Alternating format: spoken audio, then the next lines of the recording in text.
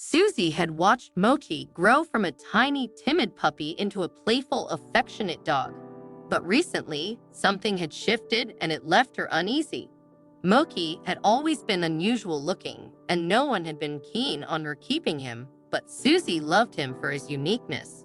Now, though, her once loyal companion had become irritable, snapping at her constantly and ignoring her commands. She realized she knew almost nothing about him, where he'd come from, or even his breed. As she thought back to the day she first met him, doubts began to creep in. Then something unsettling happened. On her way to the market one afternoon, Susie, still new to town, noticed an old woman sitting near the entrance with a basket in her lap. As Susie passed, she caught sight of two large, round eyes peeking out from the basket, and she stumbled back in surprise. Intrigued, she approached, and the old woman lifted the thin cloth covering the basket's contents. Inside was the tiniest, strangest puppy she'd ever seen, mostly hairless, save for a few tufts on its head and around its ears, with enormous eyes and ears too big for its small body. That was Moki, the odd little puppy she had fallen for instantly, never expecting the mystery and challenges he would eventually bring into her life. The old woman explained to Susie that she was trying to find the puppy a home, but no one wanted him because of his unusual appearance. Looking into the tiny pup's big, sad eyes, Susie felt her heart melt. She couldn't leave without him. She asked what the woman wanted in return, but the woman simply smiled and said the puppy was a gift, as long as Susie promised to love him. Susie accepted the little puppy, but she would soon understand why others had turned him away. She named the puppy Moki and did everything she could to make him comfortable. The shy little pup kept his distance, so Susie gave him space to explore his new home, hoping he would eventually warm up to her. She felt sure he would come to trust her in time. Her decision, however, was met with scorn. People openly commented on Moki's strange appearance, calling him the ugliest dog they ever seen. But Susie didn't care. She was determined to show Moki love and patience. Her efforts paid off. After a few weeks, Moki started to warm up, following Susie around her apartment and even curling up on her lap as she watched TV. Watching him grow more confident each day reassured Susie that she'd made the right choice. He might look different, but that didn't matter to her. He was loyal and loving, and she couldn't ask for more. Moving to a new town had been lonely, but now with Moki by her side, her home felt full. She still noticed people's judgmental stares when she walked him, but Moki's happiness meant more to her than others' opinions. People might never understand, but to Susie, the strange little dog had become a source of joy. In saving him, she had found a true companion, and Moki was finally loved as he deserved.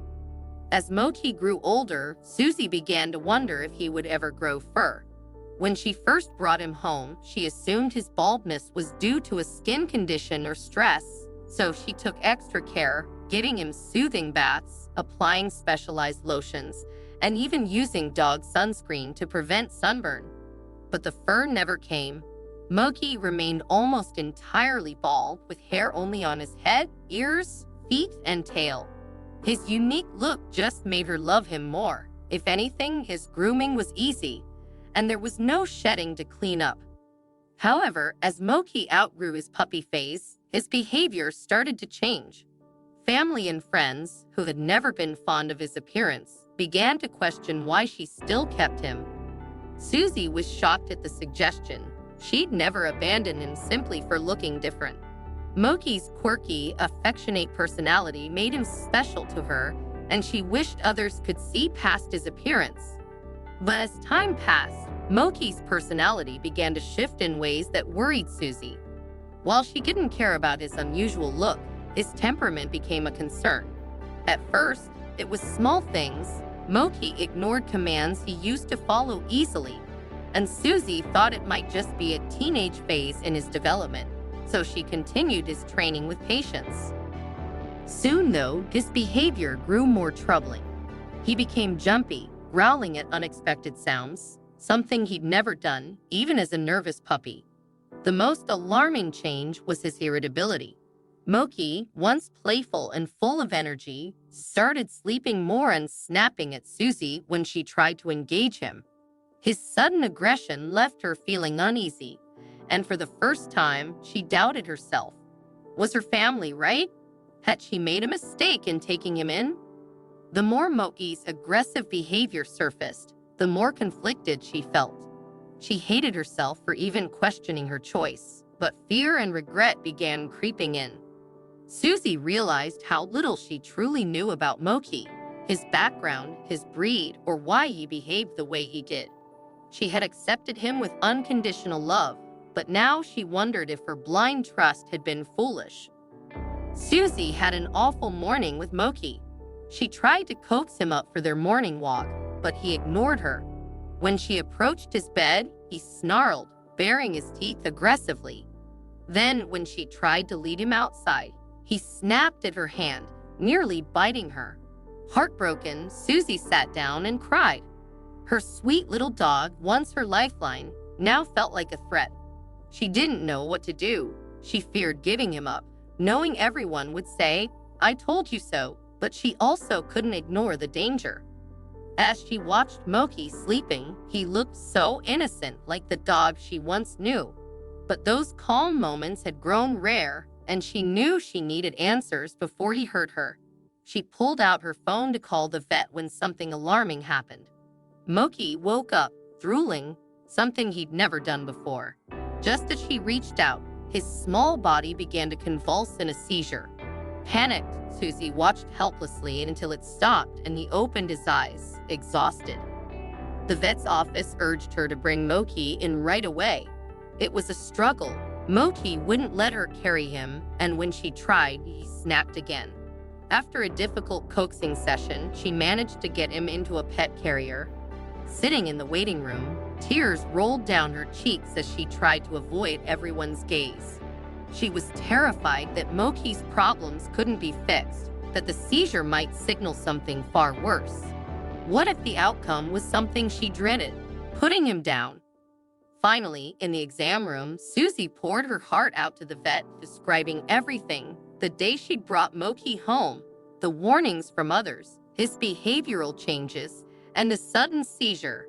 She confessed she felt lost, unsure of how to help him or even what kind of dog he truly was. The vet listened carefully, offering her tissues and a reassuring smile. Then, with compassion, he began to answer each of her questions, providing the guidance and clarity she'd been longing for. Susie was stunned by what she learned. Moki was a Chinese crested, a rare toy breed typically worth thousands. However, like many small dogs, they were prone to health issues.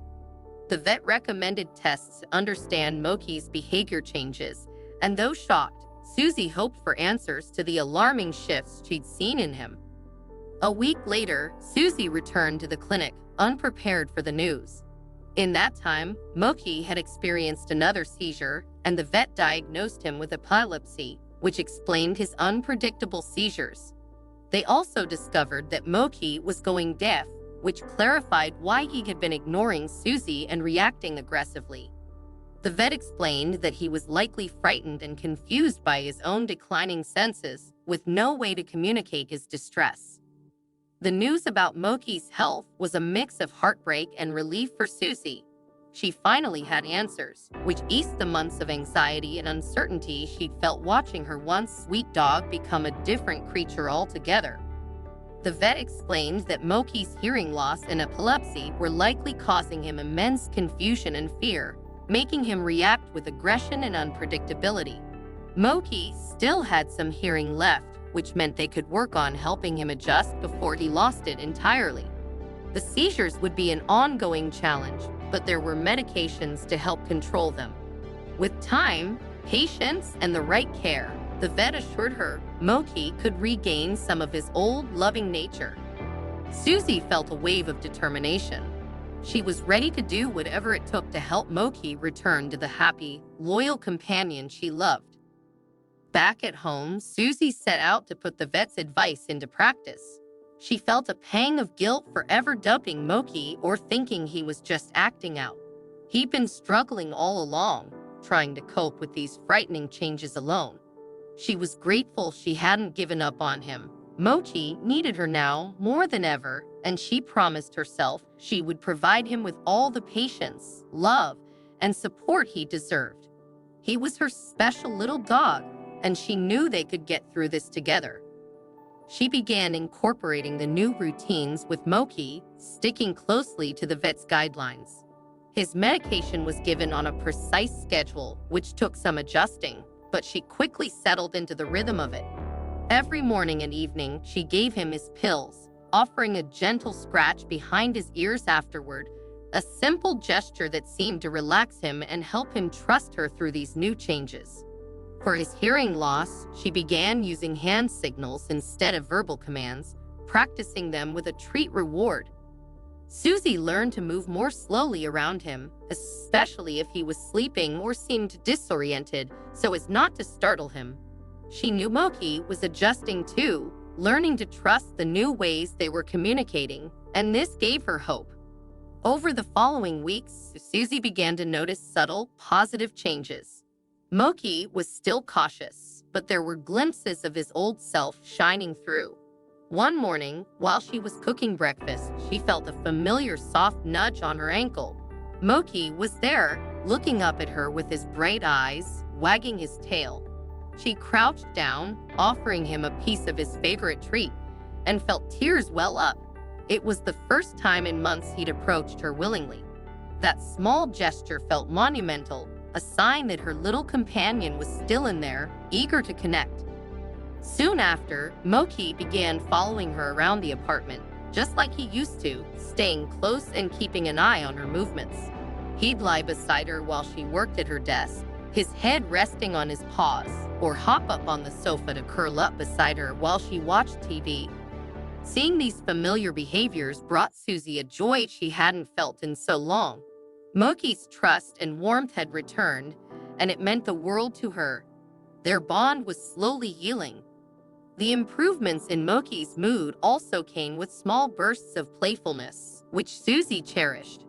On a sunny afternoon, she took him to the park for a gentle walk. Moki trotted beside her, occasionally pausing to sniff around, but his eyes would return to her frequently as if seeking reassurance. When they reached a quiet area, she crouched down and Moki responded by lowering into a playful bow, his tail wagging. Susie laughed, joining him in his game, grateful for this simple moment. She was reminded of the reasons she'd fallen in love with him in the first place: his resilience, his spirit, and his quirky, loyal nature. Susie also noticed that the more she supported Moki's specific needs, the more confident he became. He no longer seemed as skittish, and the occasional growl or snap was rare and brief. She adapted her daily routines to reduce stress in their home environment, keeping his sleeping area calm and quiet, ensuring he had a safe retreat in case he became overwhelmed. She even bought a few soft dog blankets, creating a cozy spot just for him near her desk, where he could nap and still feel close to her. Although life with Moki wasn't without challenges, Susie found herself feeling more at peace.